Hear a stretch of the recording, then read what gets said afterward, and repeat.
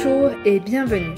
Je m'appelle Sophie Lemaître et avec le podcast Sophie au pays des possibles, je vous emmène à la rencontre de femmes et d'hommes aux parcours et horizons différents. Leur point commun ? Combattre la corruption et l'évasion fiscale pour un monde meilleur, plus juste et plus éthique. Parce qu'il ne s'agit pas uniquement de rêver d'un autre monde et parce qu'il est possible de changer les choses, rejoignez-moi au pays des possibles. Mon invitée en ce mois d'octobre 2022 est Elisa Peter. Elisa est engagée dans la défense et la protection de l'environnement et des citoyens depuis plus de 20 ans. Elle a travaillé aux Nations Unies comme chef du service de liaison des Nations Unies avec les ONG, au sein duquel elle a activement promu la participation de la société civile dans le processus de décision des Nations Unies. Elle conseille actuellement The Elders, qui est un groupe composé d'anciens chefs d'État et de gagnants de prix Nobel sur les questions de développement durable, changement climatique et droits des femmes. Et de 2016 à 2022, Elisa a été la directrice exécutive du mouvement de citoyens Publiez ce que vous payez, qui comprend des coalitions dans plus de 50 pays et qui travaille sur la corruption dans le secteur extractif, c'est-à-dire dans le secteur pétrolier, gazier et minier. Ce réseau, Publiez ce que vous payez, est un réseau unique au monde et elle nous explique pourquoi. Elisa nous raconte son parcours, comment elle en est arrivée à défendre et à protéger l'environnement ainsi que le droit des citoyens. C'est un peu par hasard qu'elle a commencé à travailler sur les questions de corruption. Elle nous explique qu'elle s'est aperçue à quel point la corruption avait un impact non seulement sur l'environnement mais aussi sur les droits humains. Vous verrez tout au long de cet épisode le fil conducteur et la force du collectif. Avec Publiez ce que vous payez, elle montre comment lorsque les citoyens sont organisés, ils peuvent amener du changement et ils peuvent lutter contre la corruption. Je ne vous en dis pas plus et je laisse la place à ma conversation avec Elisa. Bonne écoute. Bonjour Elisa Peter, merci d'avoir accepté mon invitation. Je suis très heureuse qu'on ait ce temps d'échange aujourd'hui. En fait, notre rencontre en 2016 m'a marquée. Je me souviens très bien la première fois qu'on s'est rencontrés.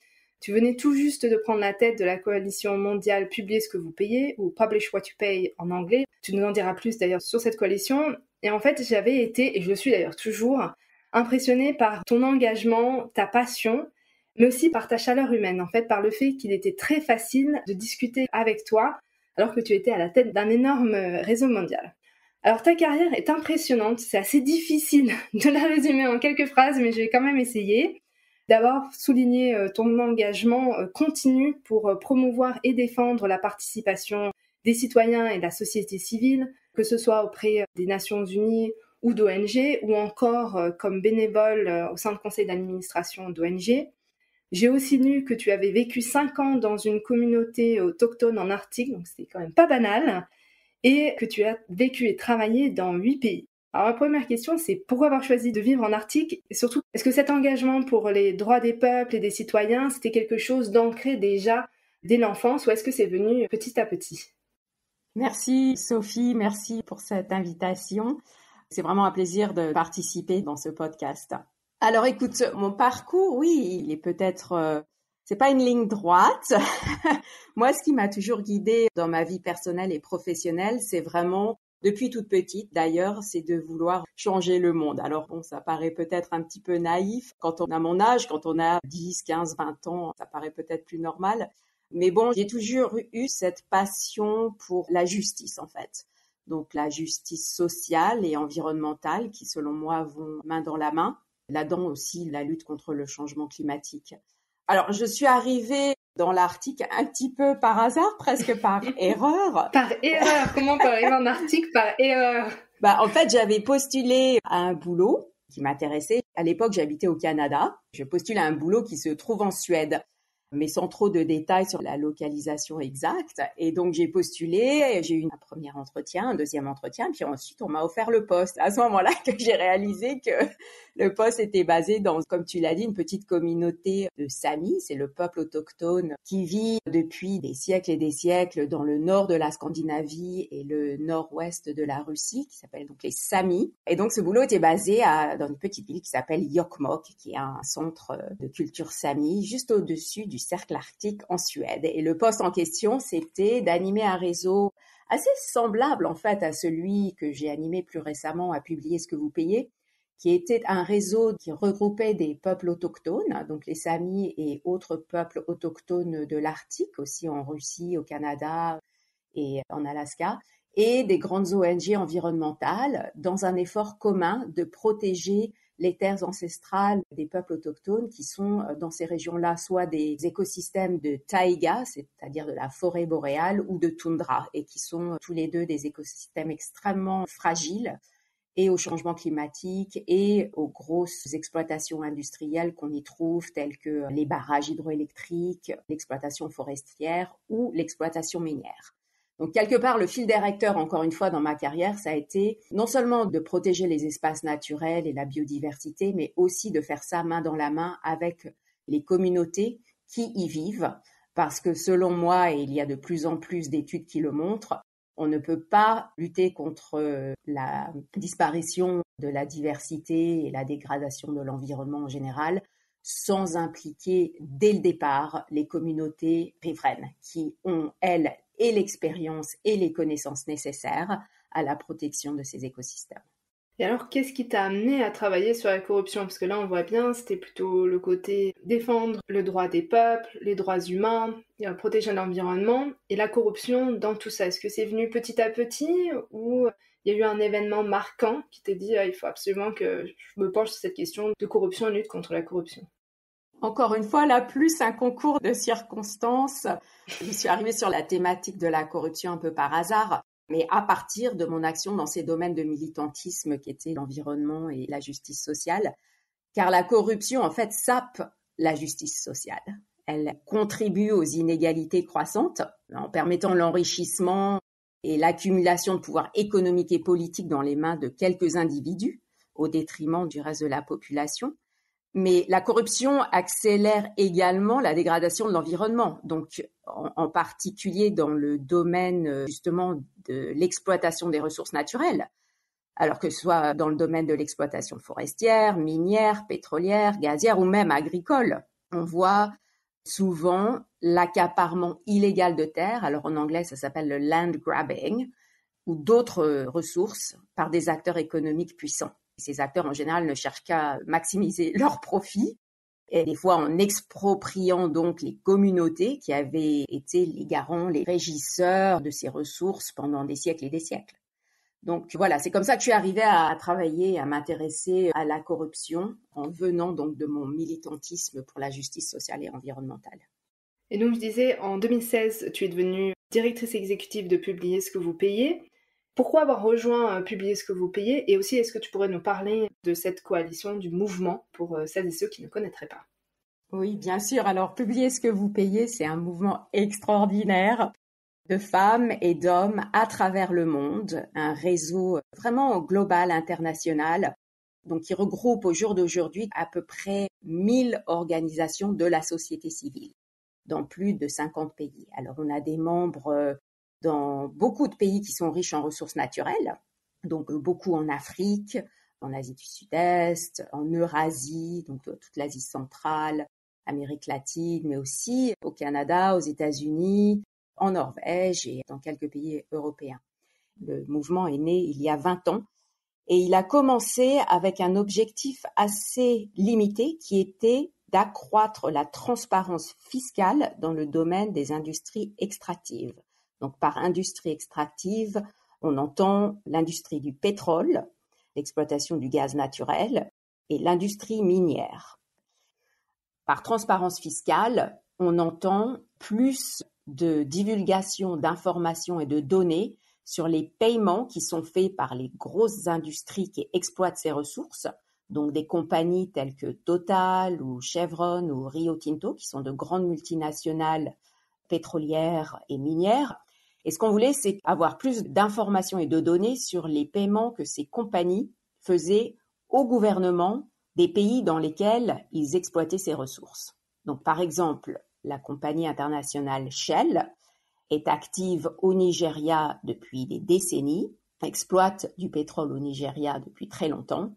Et pendant très longtemps, nous n'avions pas accès, personne n'avait accès, à part le gouvernement, aux flux financiers qui existaient entre la compagnie et le gouvernement du Nigeria, par exemple, dans ce cas-ci. Donc, publier ce que vous payez a été établi afin d'accroître la transparence de ces flux financiers, avec l'idée que ça permettrait aux citoyens, mais aussi aux médias, aux parlementaires, à toute partie prenante, en fait, de mieux comprendre la façon dont les pays vendaient leurs ressources naturelles aux grandes compagnies multinationales. Et pourquoi avoir rejoint ce mouvement, du coup? Qu'est-ce qui t'a attiré au sein de publier ce que vous payez?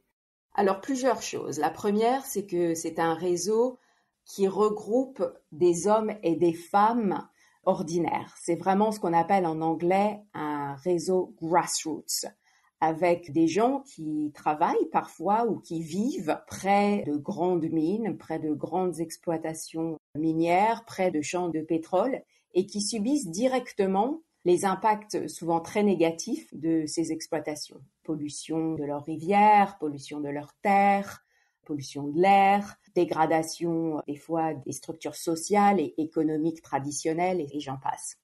Donc ça, c'est vraiment pour moi ce qui caractérise le réseau Publiez ce que vous payez, à l'inverse d'autres grandes ONG, disons, qui sont souvent établies à Paris, à Londres, à Berlin, avec des sièges essentiellement constitués de gens qui sont très compétents, mais qui n'ont pas forcément une connaissance directe de vie sur le terrain. Donc ça, c'est une chose. La deuxième chose, c'est que c'est un réseau qui milite pour une cause qui n'est pas très sexy. Tu en parles dans d'autres de tes podcasts. La corruption dans le milieu pétrolier, on n'en parle pas tous les jours à la télé. Ça n'occupe pas en général les discussions autour des dîners de famille. Et ça, je trouvais que c'était un défi intéressant. Comment faire en sorte que la corruption dans un milieu qui est en fait assez peu connu du grand public, le milieu des industries pétrolières et minières, bon, il n'est pas très connu. Comment faire en sorte que ce sujet, qui est énorme, qui touche notre vie de tous les jours, mine de rien, parce que c'est comme ça qu'on se déplace, on met de l'essence dans nos voitures, qu'on se chauffe. C'est maintenant beaucoup plus présent dans les esprits à cause de la guerre en Ukraine, l'impact que ça a sur le marché énergétique en Europe.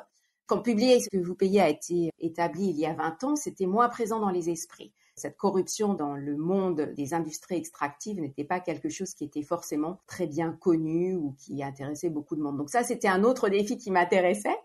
Et enfin, une préoccupation qui rejoignait mes intérêts et ma passion d'origine, qui était que pour moi, l'exploitation des ressources naturelles est une problématique foncièrement politique.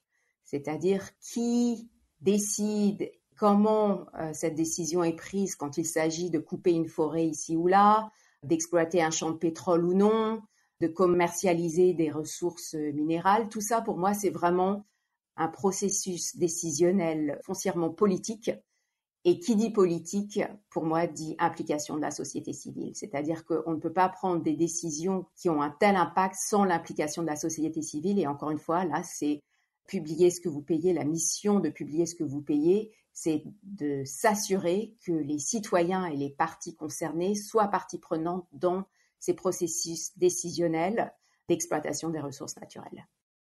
Et d'ailleurs, c'est sous ton leadership, pour faire du bon franglais, que, en fait, publier ce que vous payez, c'est davantage axé sur cette participation des citoyens, cette participation des communautés dans la gestion des ressources pétrolières, gazières et minières, plutôt que simplement porter sur la divulgation des paiements que les entreprises extractives peuvent faire au gouvernement. Donc il y a eu un changement, on a vu au niveau de la coalition. Deuxième raison pour laquelle tu avais rejoint le mouvement, c'était parce que le sujet n'est pas très sexy, donc essayer de le rendre plus accessible aux citoyens. Est-ce que tu as un exemple, en fait, d'un pays où les citoyens se sont emparés de ce sujet et c'est devenu quelque chose d'accessible et c'est plus technique, et c'est qu'à quelques personnes bien informées? Alors, je vais t'emmener en Guinée. Ok, Guinée-Conakry. C'est un pays d'Afrique francophone, d'Afrique de l'Ouest, juste au sud du Sénégal, qui possède un tiers des réserves mondiales de bauxite à peu près. Donc la bauxite, c'est le minerai qui est utilisé pour la production d'aluminium. Donc la Guinée est un énorme producteur de bauxite. C'est aussi un des 10 pays les plus pauvres au monde. Ça illustre ce qu'on appelle la dynamique de la calamité des ressources, de resource curse en anglais, qui fait que beaucoup de pays qui sont riches en ressources naturelles, en fait, ne sont pas arrivés forcément à traduire cette richesse naturelle en développement économique et humain. Je vais te raconter une petite histoire de mon travail en Guinée, du travail de la coalition en Guinée. Donc j'y étais, je crois que c'était en 2018. Après des heures de route sur une piste pleine de poussière en partant de la capitale, donc Conakry, nous sommes arrivés dans la ville de Bokeh, qui est le site d'une des plus grandes mines à ciel ouvert de bauxite au monde. Et là, alors à Bokeh, nous sommes reçus par la coalition locale de Publiez ce que vous payez, avec une trentaine de membres qui représentent des petites associations locales, des groupements de communautés riveraines affectées par les opérations de mines de la bauxite, mais aussi des représentants de travailleurs qui travaillent à la mine, qui sont syndicalisés. Alors on arrive, il y a une bannière avec le logo de la coalition mondiale Publiez ce que vous payez. Ils ont organisé notre venue, des réunions. On va à la mairie, on rencontre le maire, on visite la mine qui est énorme. On rencontre les syndicats, on rencontre les populations riveraines. Donc ça, c'était un de mes premiers voyages avec Publiez ce que vous payez en tant que directrice. Et ce voyage m'a énormément frappée parce que c'était la première fois où vraiment je me rendais compte de ce côté grassroots de la coalition. C'est-à-dire que là, voilà, j'étais à Bokeh, dans une petite communauté du nord de la Guinée, avec des gens, donc une trentaine de personnes, qui vraiment étaient des militants de Publiez ce que vous payez depuis longtemps, qui connaissaient notre feuille de route, nos objectifs mondiaux et s'efforçaient de les mettre en place au niveau local autour de cette mine de Bokeh. Et ce que j'ai réalisé à ce moment-là, c'est justement cette force de frappe et le pouvoir que les citoyens peuvent avoir quand ils sont organisés comme ça, en tant que coalition. Donc, il y a la coalition de Bokeh avec une trentaine d'organisations. Il y a la coalition nationale de Guinée avec, je crois, plus d'une centaine d'organisations guinéennes. Et puis ensuite, il y a la coalition mondiale avec donc plus de 1000 organisations de par le monde. Et tous ces gens, ces hommes et ces femmes sont connectés autour d'un agenda commun, autour de l'agenda de la transparence et de la redevabilité dans les industries minières et pétrolières. Et quand les communautés sont engagées, les choses changent. Donc voilà, c'est l'autre chose qui m'avait frappée dans ce voyage, c'est que alors la Guinée, comme je l'ai dit, est un des pays les plus pauvres au monde. Il y a beaucoup de gens en Guinée qui ne savent pas écrire, par exemple, ou qui ne savent pas lire, qui ont quitté l'école très très tôt. Et ces gens sont quand même engagés politiquement et sont à même d'obtenir, pas toujours, mais d'obtenir le respect de leurs droits. Par exemple, en Guinée, qu'est-ce que ça veut dire concrètement?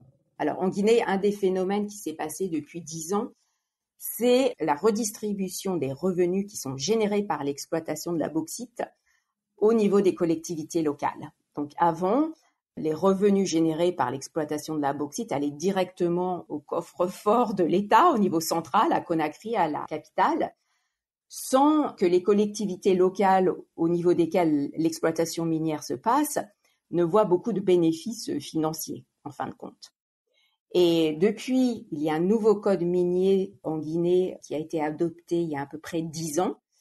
Et pendant la révision du code minier, la coalition Publiez ce que vous payez était tout à fait engagée au niveau du plaidoyer pour s'assurer que le code minier soit plus respectueux des besoins des communautés locales et assure plus de transparence au niveau des revenus, plus de transparence et aussi plus de redistribution pour que les gens qui en fait pâtissent des impacts négatifs de l'exploitation minière en Guinée puissent avoir aussi accès à des fonds afin de construire des écoles au niveau local, des hôpitaux, des routes, etc.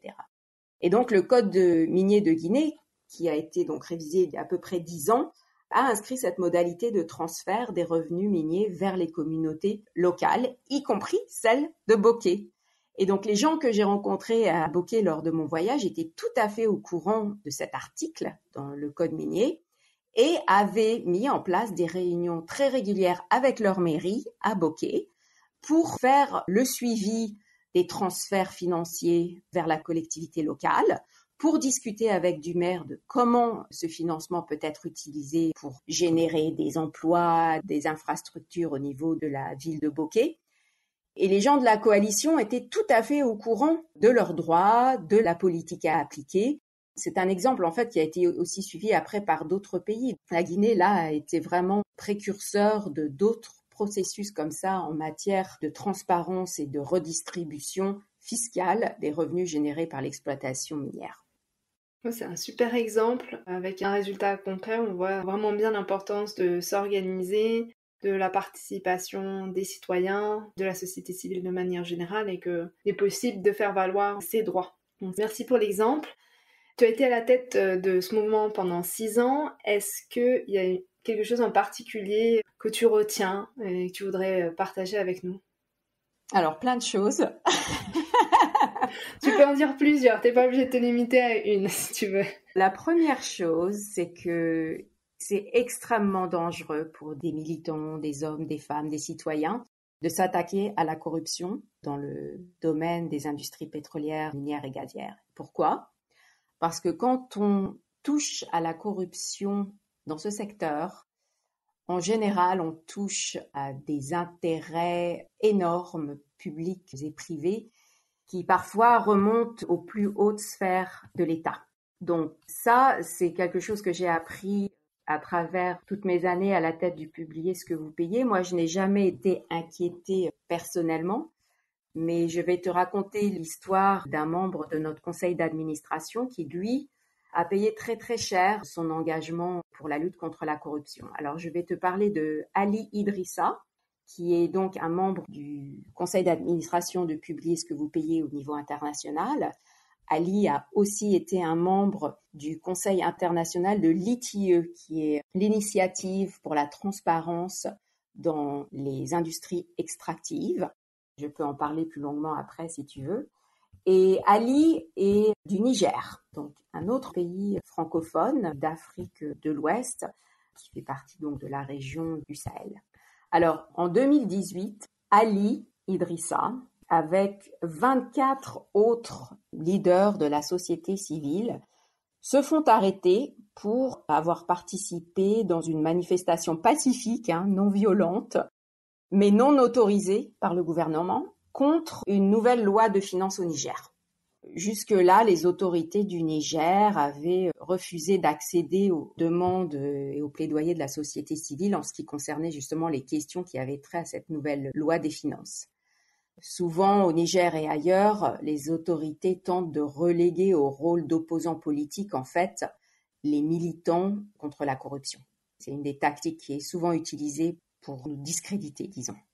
Comme il n'y avait pas vraiment de dialogue possible, Ali Idrissa, les citoyens et les leaders de la société civile avaient décidé de se mobiliser pour exprimer leur désaccord vis-à-vis de ce nouveau projet de loi qu'ils jugeaient néfaste pour un nombre de raisons, y compris qu'elle allait sans doute instituer une série d'avantages fiscaux pour les élites et faciliter la corruption. Et donc ils manifestent début 2018 et 25 d'entre eux sont arrêtés immédiatement, y compris Ali Idrissa. Alors ils passent tous la nuit au poste, en garde à vue, et ensuite ils sont tous incarcérés sans jugement, sans rien, et ils finiront par passer 4 mois en prison, dans des conditions inacceptables. Donc pour illustrer aussi la force d'un mouvement comme Publiez ce que vous payez, et comment on peut tirer des ficelles quand on est très bien organisé comme ça au niveau local, national et international, on a mis énormément de choses en place pour faire libérer nos collègues. On a signé des pétitions au gouvernement du Niger avec d'autres organisations, y compris des organisations de défense des droits de l'homme comme Amnesty International ou Frontline Defenders. On a mis en place un soutien juridique pour nos collègues en prison au Niger, avec aussi l'appui d'avocats internationaux, pas seulement des avocats du Niger. On a fait de la levée de fonds pour tout le travail de communication et le travail de soutien au niveau légal aussi, mais aussi pour venir en aide aux prisonniers. C'est-à-dire que dans ces prisons, il faut bien savoir qu'on n'est pas nourri, on est à peine logé. C'est difficile pour les familles de venir visiter leurs prisonniers parce que souvent ces prisons sont au milieu du désert. Donc on a fait de la levée de fonds pour ces choses aussi très concrètes en fait. On a organisé des délégations de collègues de Publiez ce que vous payez qui sont venus des pays voisins, justement de la Guinée, de la Côte d'Ivoire, du Mali, pour parler et visiter nos collègues en prison, mais aussi pour parler au gouvernement. On a organisé des réunions avec les membres du gouvernement, mais aussi avec des diplomates dans les délégations étrangères de Niamey, la capitale du Niger. On a appelé à des manifestations auprès des ambassades du Niger dans d'autres pays, comme aux États-Unis ou en France. Et on a aussi fait des liaisons avec des journalistes, par exemple les journalistes de RFI. Il se trouve que le président Issoufou, qui était à la tête de l'État du Niger à l'époque, est venu rendre visite au président Macron à Paris au moment où nos collègues étaient en prison. Donc, je me rappelle avec émotion d'un journaliste de RFI qui avait posé une question embarrassante lors de la conférence de presse que Macron et Issoufou avaient tenue justement sur la raison pour laquelle ces 25 membres de la société civile étaient toujours en train d'être en prison alors qu'il n'y avait même pas eu de procès ou quoi que ce soit. Donc tout ça, en fait, a mené à la libération de nos collègues après 4 mois quand même d'incarcération non justifiée. Les grandes leçons, là, c'est que, comme je l'ai dit, il est très dangereux de s'attaquer à la corruption partout, pas seulement au Niger, mais c'est dangereux aussi quand on le fait en France, aux États-Unis, dans les pays plus développés, parce qu'on s'attaque à des intérêts extrêmement puissants. Il est de plus en plus difficile de faire ça de façon libre et dans un contexte démocratique, à cause de la fermeture de ce qu'on appelle, nous, l'espace civique, c'est-à-dire le non-respect des libertés fondamentales, qui nous paraissent peut-être encore évidentes dans certains endroits du monde, comme la liberté de parole, la liberté d'association, de manifestation, mais qui est de plus en plus restreint. Il y a une organisation qui s'appelle Civicus, qui tous les ans publie un rapport sur l'espace civique dans le monde. Et leur dernier rapport, là, montre que seulement 3% de la population mondiale, au jour d'aujourd'hui, vit dans des démocraties. Tout le reste doit s'accommoder des risques qui sont maintenant inhérents à la désobéissance quand on n'est pas d'accord ou quand on trouve que nos dirigeants s'en mettent plein les poches. Voilà. Donc c'est dangereux, c'est difficile, c'est de plus en plus difficile, mais quelque part aussi, ça n'a jamais été aussi important de continuer à soutenir les voix des citoyens, des journalistes indépendants qui continuent à montrer du doigt les élus ou les grands fonctionnaires qui sont suspectés de s'enrichir personnellement à travers leurs fonctions. Parce que c'est ça la corruption. La corruption, c'est un abus de pouvoir. C'est quand on est dans une position de pouvoir quelconque, qu'on en abuse à des fins personnelles, sans égard pour l'intérêt collectif. Merci d'avoir partagé l'exemple d'Ali. Même si c'est très dur et très difficile, ça envoie un signal fort et encourageant de voir qu'il y a des gens qui se battent malgré ce contexte difficile et qu'en plus il y a tout un réseau, tout un mécanisme qui se met en place pour aider et accompagner. Voilà, donc le résultat, c'était 4 mois, c'est long, très long, et en même temps, il a pu, grâce au soutien de la coalition et toutes les actions menées par les journalistes et d'autres personnes, pu être libéré. Donc c'est positif. On a parlé du Niger, on a parlé de la Guinée, mais je voulais revenir avec toi sur le rôle de l'Europe, peut-être aussi des entreprises européennes ou qui sont basées au Canada et aux États-Unis. On sait, tu le disais, la corruption a lieu là où le pétrole est extrait, où les minerais sont extraits, mais j'imagine que l'Europe joue aussi un rôle, enfin les acteurs basés en Europe. Est-ce que tu pourrais nous en dire un petit peu plus sur le rôle que l'Europe peut jouer ? Oui, avant de parler précisément du rôle de l'Europe, je voulais aussi souligner un point, moi, qui me paraît extrêmement important, c'est-à-dire que la corruption, ce n'est pas qu'un problème des pays pauvres. Effectivement, là, j'ai donné l'exemple de la Guinée et du Niger, et souvent, dans les pays riches, on pense « Oh, la corruption, ça arrive ailleurs, ça n'arrive pas chez nous ».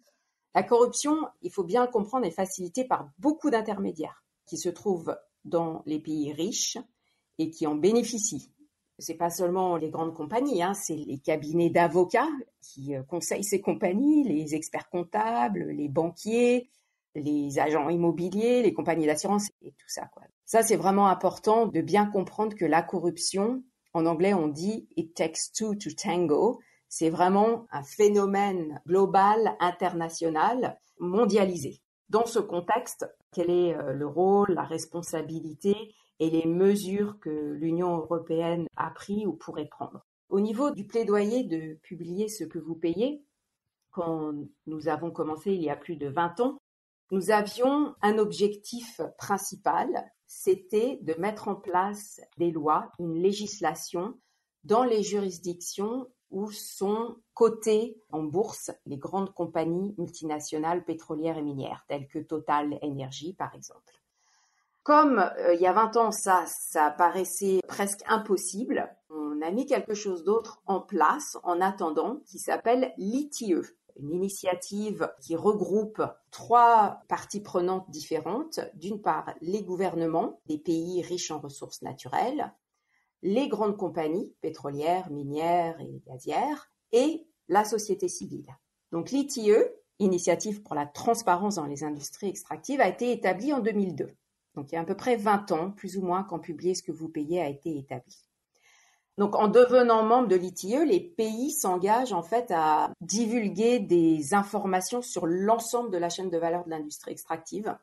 Donc à partir des conditions d'octroi des droits d'extraction jusqu'à la manière dont les revenus générés par l'extraction parviennent au gouvernement et profitent à la population. Et aujourd'hui, par le biais de leur participation à l'ITIE, il y a maintenant plus de 50 pays qui ont adopté cet ensemble de règles communes à l'ITIE et à la divulgation de ces données. Mais comme l'ITIE reste volontaire, on a bien sûr de grands pays producteurs qui sont décidés de s'impliquer dans l'initiative, comme par exemple le Mexique, le Brésil, l'Irak, le Nigeria et même la Norvège, un grand producteur de pétrole. Tous ces pays mettent en œuvre l'ITIE. Par contre, il y a aussi beaucoup de grands absents, comme la Russie, l'Arabie Saoudite, le Venezuela, l'Iran. Tous ces pays-là ne font pas partie de l'ITIE. Alors, pour essayer de contrer à ça, Publiez ce que vous payez depuis 20 ans travaille aussi en parallèle avec l'Union européenne, mais aussi avec les législateurs aux États-Unis, au Canada et en Norvège pour mettre en place un cadre législatif, des lois, des règles, un système de droit qui régisse un petit peu les règles du jeu dans le domaine des industries extractives. Ça a commencé tout d'abord aux États-Unis. Donc l'Union européenne a un petit peu copié ce qui avait été fait aux États-Unis suite à la crise financière de 2008. Les États-Unis ont passé une loi qui s'appelle la loi Dodd-Frank en 2010, avec une section très particulière qui s'appelle la section 1504, qui a trait tout particulièrement aux compagnies pétrolières, gazières et minières, et qui exige que les compagnies qui sont donc cotées en bourse aux États-Unis publient les paiements qu'ils font au gouvernement des pays dans lesquels ils exploitent le pétrole ou les minerais. À partir de là, l'Union européenne s'est dit, tiens, ça paraît intéressant, est-ce qu'on peut essayer de faire la même chose chez nous? Et de là est née en 2013 la directive de l'Union européenne sur la transparence, qui est tout à fait inspirée, disons, de la loi Dodd-Frank aux États-Unis et qui exige alors là que les compagnies pétrolières, gazières et minières qui sont cotées en bourse dans l'Union européenne, donc sur la bourse de Londres, à Paris, en Allemagne, que ces compagnies publient les paiements qu'elles font au gouvernement, projet par projet. Là, donc on parle, ça c'est très important, on parle de si Total, par exemple, exploite du pétrole au Kazakhstan, et ben pour ce champ pétrolier exploité par Total, Total doit tous les ans produire un rapport qui détaille, pour ce champ pétrolier en particulier au Kazakhstan, qui détaille le montant des royalties, des impôts, des taxes, etc., qui payent au gouvernement du Kazakhstan. Pourquoi est-ce que ça c'est important? D'une part parce qu'il y a énormément de compagnies pétrolières qui sont cotées en bourse dans l'Union européenne, y compris par exemple justement des compagnies russes qui sont partiellement cotées en bourse sur les marchés européens ou marchés américains. Donc on a enfin accès à de l'information de compagnies qui ne font pas partie de l'ITIE ou de pays qui ne font pas partie de l'ITIE. Donc ça, c'est la première raison pour laquelle c'est important d'avoir des lois comme ça dans les pays où il y a énormément de compagnies internationales qui sont cotées dans ces bourses, dans ces juridictions. Ce qui est aussi important, c'est que ces compagnies sont maintenant obligées de publier des rapports tous les ans, donc avec des informations et des données qui sont toutes fraîches, qui sont de l'année précédente, et elles sont publiées en ligne, tout le monde y a accès. C'est-à-dire que, par exemple, pour revenir à l'exemple du Kazakhstan, les citoyens du Kazakhstan peuvent avoir accès à cette information, et à partir de là, ces citoyens, les journalistes, les parlementaires, peuvent commencer à comprendre les sources de revenus que génère l'exploitation pétrolière, par exemple, dans leur pays, au Kazakhstan. Et de là, d'engager une conversation avec les membres du gouvernement sur l'utilisation de ces revenus. Où sont-ils? Comment sont-ils investis? Est-ce qu'ils sont utilisés pour renforcer les services publics, pour une infrastructure routière, par exemple, qui servirait à desservir des communautés isolées? Ou bien, et donc ça, c'est souvent le red flag, ou bien est-ce qu'ils disparaissent? Est-ce que ces revenus ne sont pas dans les caisses de l'État? Est-ce qu'ils ont disparu à un moment donné? Donc ça peut être aussi une source soit de vérification, soit de questionnement parfois. On se demande où sont passés les revenus. Donc encore une fois, c'est une façon pas forcément d'arrêter la corruption, mais de la rendre un petit peu plus difficile. Ce que je voulais dire, c'est que non seulement les États-Unis et l'Union européenne ont passé des lois comme ça. Aux États-Unis, ça s'est un petit peu malheureusement arrêté sur sa lancée durant l'administration Trump.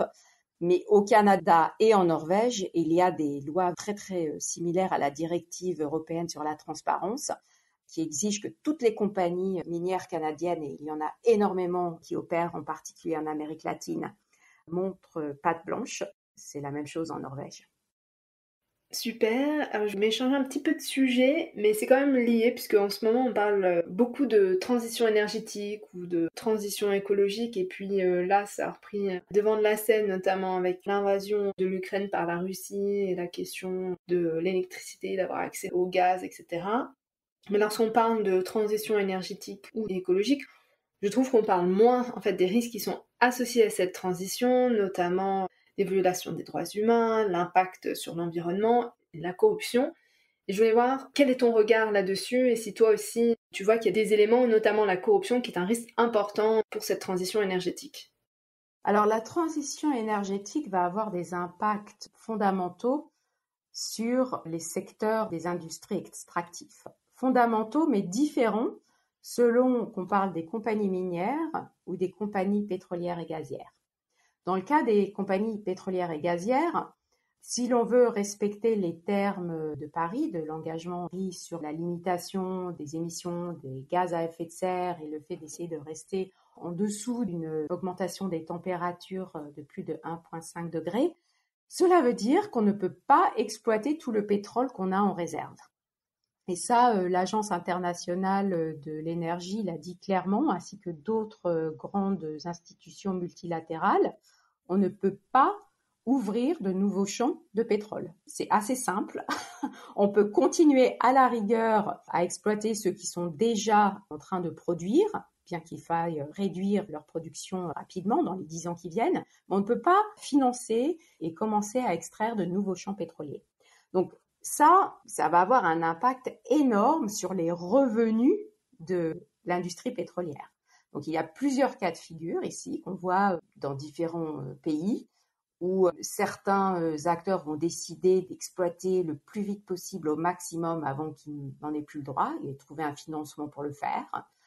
Ou aussi l'impact en fait que ça peut avoir sur des pays qui pour l'instant sont extrêmement dépendants pour leur économie des revenus qui parviennent de la vente de leur pétrole. Donc je pense par exemple à l'Irak, dont la grande majorité des revenus du gouvernement viennent de la vente de pétrole.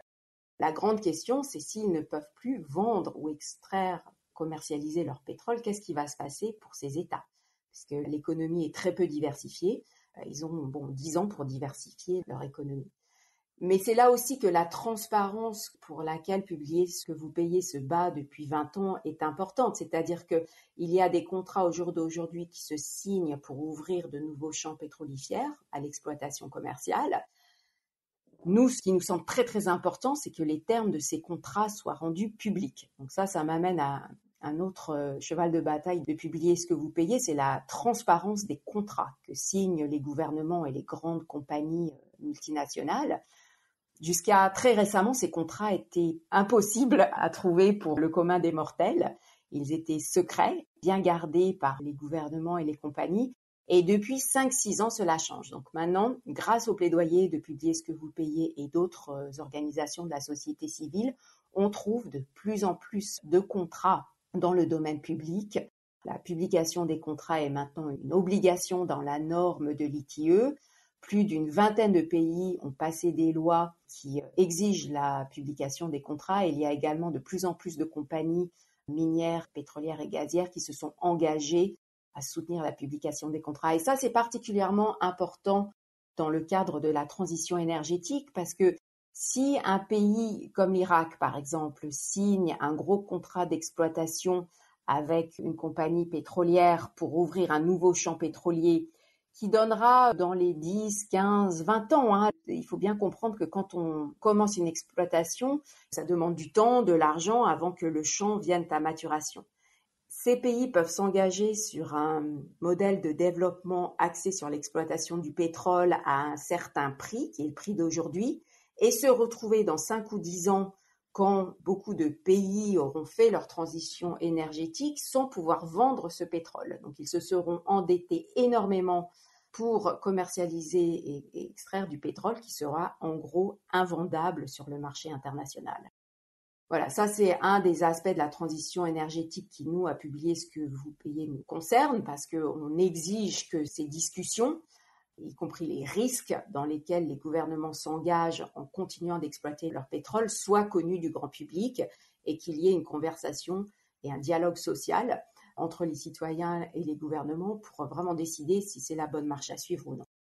Au niveau du secteur minier, la transition énergétique va également avoir un énorme impact, mais très différent de celui du secteur pétrolier, à savoir que la transition énergétique, il faut bien comprendre qu'elle va être entièrement dépendante de la production de minerais qui entrent dans la production et le stockage des énergies renouvelables. Donc, dans les batteries des véhicules électriques, dans les panneaux solaires, dans les éoliennes, il y a énormément de minerais, y compris de minerais rares. Et ces minerais, donc, se trouvent aussi malheureusement souvent dans des pays qui sont déjà relativement pauvres, où il y a énormément de corruption, où il n'y a pas forcément un état de droit. Donc, je pense par exemple au cobalt, dont le Congo a d'énormes réserves. Donc, on s'attend à ce que la demande mondiale de cobalt se multiplie très rapidement dans les 5 à 10 années qui viennent, avec tous les risques de gouvernance, y compris de corruption, qu'un boom de cette ampleur peut représenter. C'est comme quand il y a un boom dans le prix du pétrole, on voit énormément d'acteurs qui se disent « Tiens, voilà, c'est mon opportunité, c'est ma chance de m'enrichir très rapidement ». Donc, au niveau de la transition énergétique, le boom auquel on s'attend pour des minerais tels que le cobalt, mais aussi l'aluminium, le lithium, le cuivre et autres, va sans doute engendrer des risques de corruption énormes dans ces pays et dans toute la chaîne d'approvisionnement. L'Union européenne travaille aussi sur cette thématique-là et essaye de mettre en place de nouvelles directives, de nouvelles législations afin de s'assurer qu'au moins en Europe, les minerais qui arrivent dans nos éoliennes et dans nos voitures soient issus d'exploitations durables et qui respectent les droits des communautés et les droits humains des populations riveraines. Mais ça, c'est tout un travail qui est en ce moment en train d'être entrepris avec bien sûr beaucoup d'ONG qui essayent de conseiller l'Union européenne sur la meilleure marche à suivre dans ce domaine.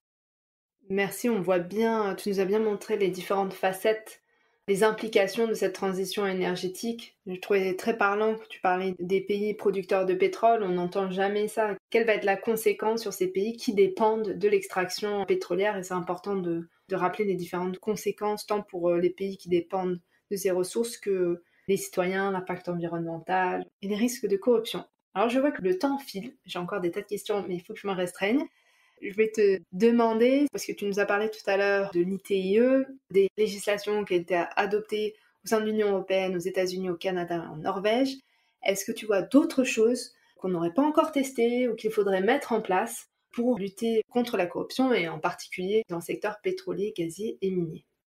Je vais parler en fait des amendes et du fait que la corruption, surtout dans le domaine des industries extractives, en fait, continue à être assez élevée parce que en fait, les risques que l'on encourt quand on se fait prendre ne sont pas assez élevés.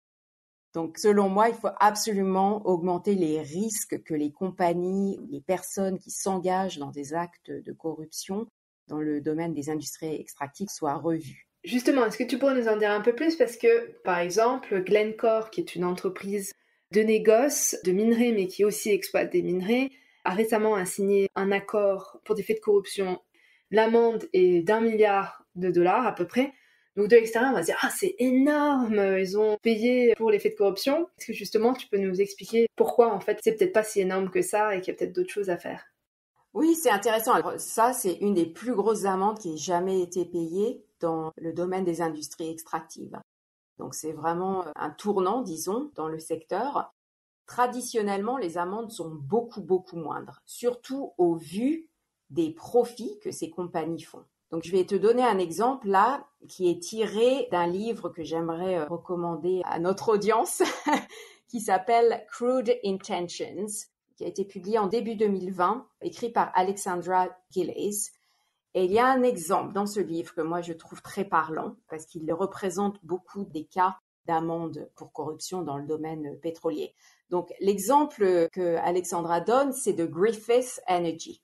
Donc, c'est une société canadienne, Griffith Energy, créée par un homme d'affaires canadien, qui a versé 2 millions de dollars de pots de vin à un haut responsable tchadien pour avoir accès à des blocs pétroliers particulièrement attractifs au Tchad. Et ça, c'était début 2011. Et Alexandra explique dans son livre comment, par la suite, l'entreprise a été reconnue coupable de corruption d'agents publics étrangers par la justice canadienne. Et donc, la justice canadienne a demandé à la compagnie Griffith Energy de payer une amende de 10 millions de dollars en 2012. Donc, ils ont versé 2 millions de dollars de pots de vin, puis ils ont payé 10 millions de dollars d'amende, donc ça fait 12 millions de dollars. Mais en attendant, les Tchadiens, de leur côté, n'ont engagé aucune action en justice contre cette société canadienne, ce qui fait que la société a pu conserver ses droits sur les blocs pétroliers du Tchad et a continué de produire, c'était à hauteur de 25 000 barils par jour dans ce cas, d'une valeur de plus de 900 millions de dollars quand même en 2013, cette production de pétrole. Et puis en fin de compte, en 2013, la compagnie a été rachetée justement par Glencore pour un peu plus d'1 milliard de dollars. Donc, on fait le calcul. Je paye donc 12 millions en frais, 2 millions de pots de vin et 10 millions d'amendes. Mais je continue de commercialiser mon pétrole mal acquis. Et au bout du compte, je revends tout ça et j'empoche plus d'1 milliard de dollars. Donc, je gagne 100 fois plus que je ne perds.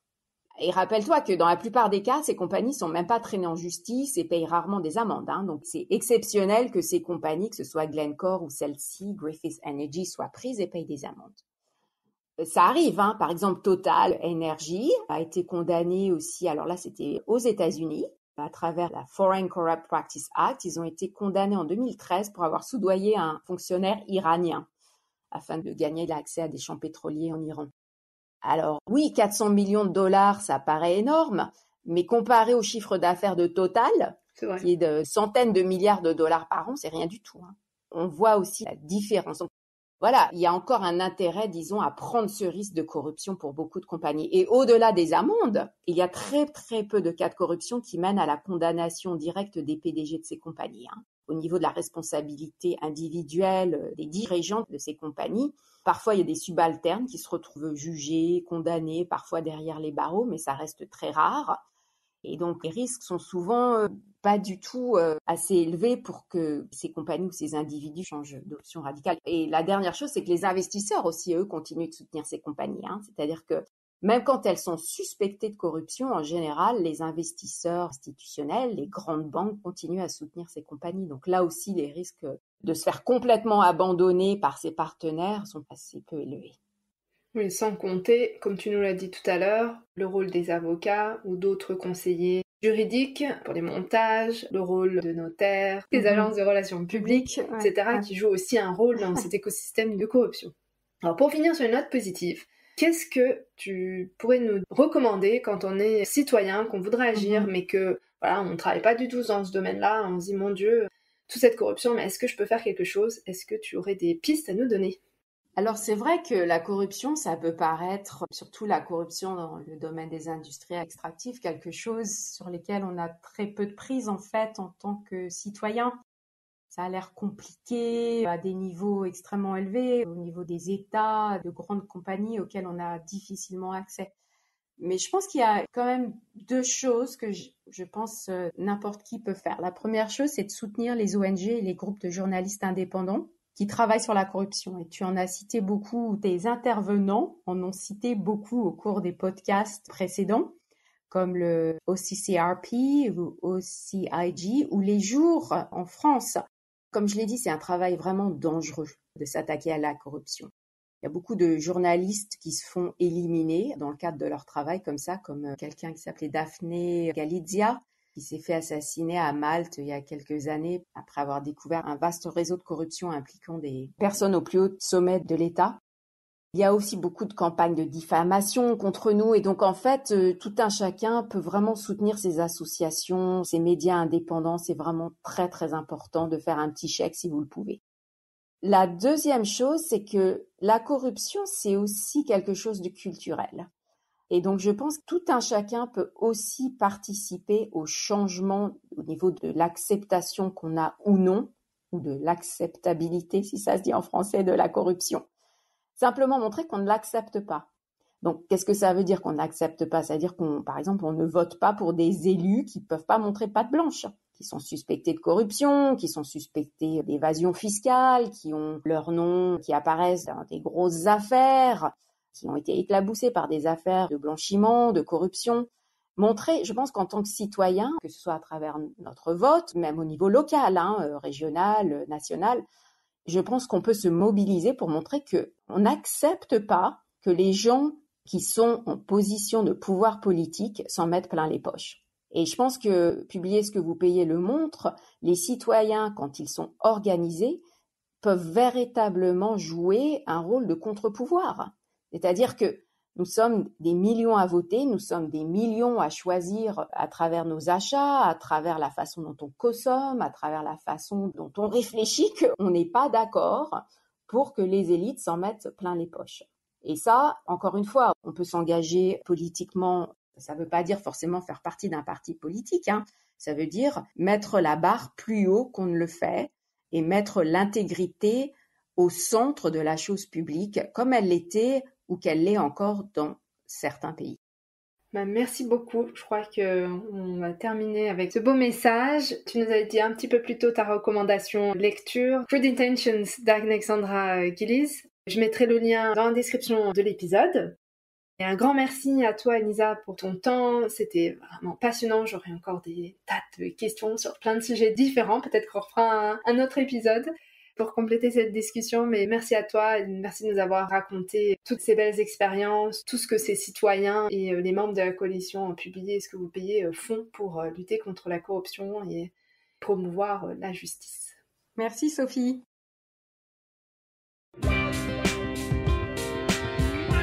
Merci d'avoir écouté l'épisode jusqu'au bout.